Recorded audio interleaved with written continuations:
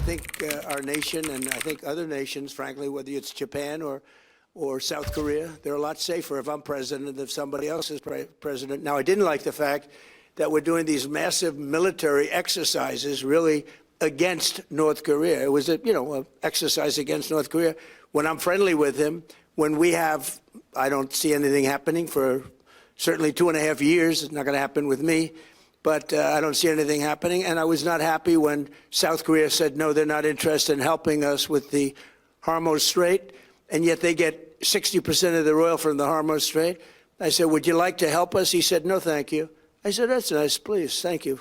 He made us a lot of money. I didn't like that. So I felt that to do we were doing a massive war exercise. I thought that was very insulting to somebody that, frankly, has been, during my term at least, very well behaved. Yeah. President.